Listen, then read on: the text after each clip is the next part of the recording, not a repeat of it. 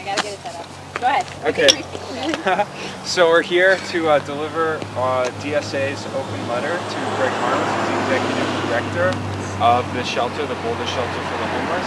They provide a much needed service to the Boulder community for housing people in, well, not housing, but providing shelter for people who desperately need it. The homeless population continues to grow as Boulder continues to get gentrified and people get priced out of housing. The shelter has a number of actually very dangerous policies that have resulted in one death already prior. Benjamin Harvey, who froze to death on Christmas Day last year for the crime of tapping on a window when he was a few minutes late for the shelter's arbitrary mail collection window. He was banned for a year and then froze to death on the park bench. And there's no way for shelter residents to get any sort of justice from the shelter. It's a private nonprofit, and even though the city demanded that they have binding arbitration, the shelter said no, and the city council kind of folded. So they have mediation, but that just means both parties, the shelter and the resident, if there's any issue like someone getting kicked out for a bullshit reason, which happens all the time, they have there's no way for them to seek justice. So our first demand is that we need binding arbitration for the shelter. Also, we need all current suspensions reevaluated, and every person, every resident who has been sent to the shelter through coordinated entry, which is their sort of high priority funnel to services, be readmitted immediately. It's really cold. I wouldn't be able to sleep out here. And third, we need people who have experienced homelessness, either presently or in the past, on the board of directors. The people that are living here should have a say in how it's run. So we are going to have some speakers talk about these issues, and then we're going to go and deliver a nice letter that's been signed by like 280 people and a number of orgs around northern Colorado, and we're going to go try to deliver it to Greg Harms. Right. Yeah. Who isn't here but air horn. And the letter, right? Where'd it go? Does anyone else want to Oh, sign it's over here. Yeah, I think the best light is basically where these guys are standing. We should have speakers in front of them. Did they kick us out from the door? Should we just read it there? So we're gonna read here and then go over there and deliver our song. Oh, okay.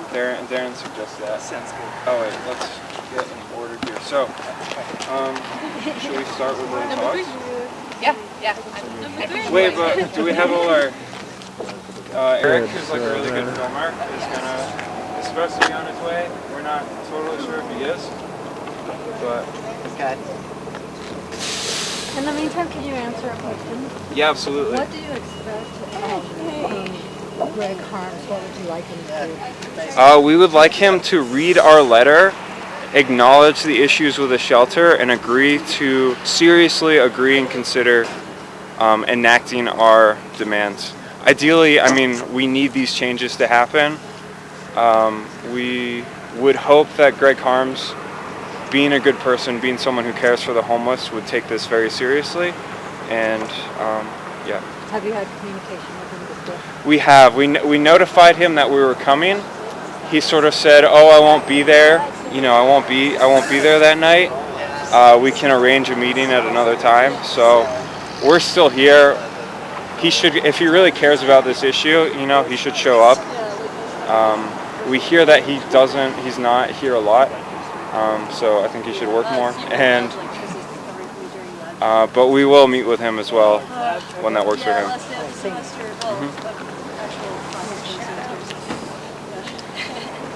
I can't read this on my phone. Can you make sure you're in the light? Yeah. Yep. Hey. Hi, Aaron. Yeah.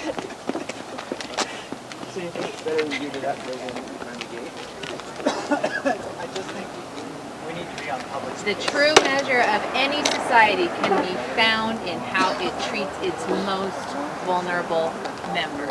Most of it, and then only walk on their property to deliver the letters and then count. Practices that have led to people losing their lives in Boulder.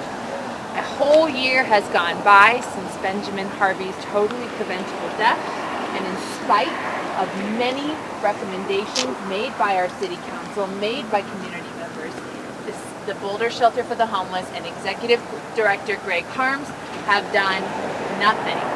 So we are here tonight to demand that these changes be made. Yeah, what do you guys think of doing it on the sidewalk? Darren says that's public property and we could do it. It actually is. And we just found out that one of the city council members like basically called the cops on some people that were living behind the Walmart on a diagonal plaza, and they just started doing sweeps of that area. It's just disgusting that the impulse to punish someone, to kick them out if they're living on the streets, like it's like that's something they want to do, is disgusting. The impulse should be to help, to say, oh, we're doing something wrong, we're not providing housing, we're not providing shelter. Right. Like no one wants to live in a fucking parking lot.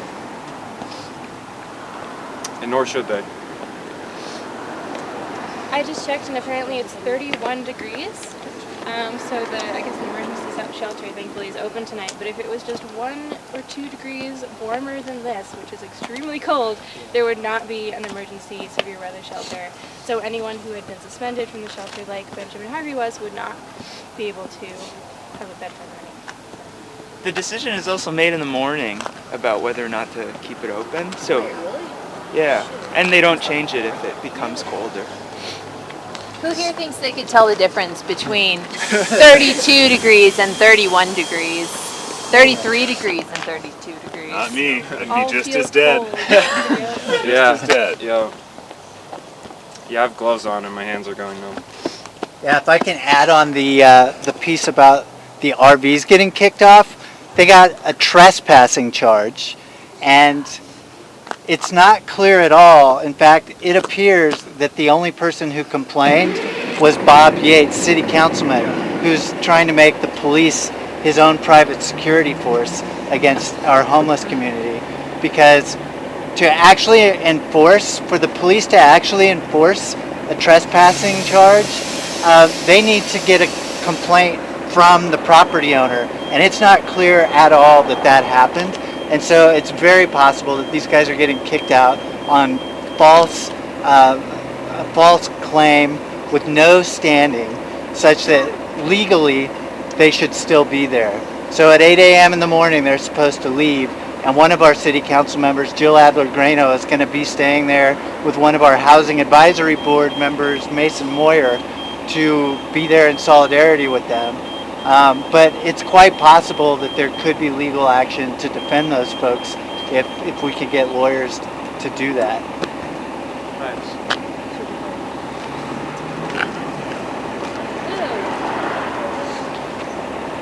Right. So I guess the plan is we're going to go to the sidewalk and speakers will speak and then deliver the letter, ideally to Greg Harms himself, right? All right. I think we'll. That's what's up. Well, yeah. This dude is like looking at us. That's definitely him. It's all wave. Love you, Mo. Up in the top window is the offending person. At least watching us. You look like that. An office, you can kind of see them up there. An office window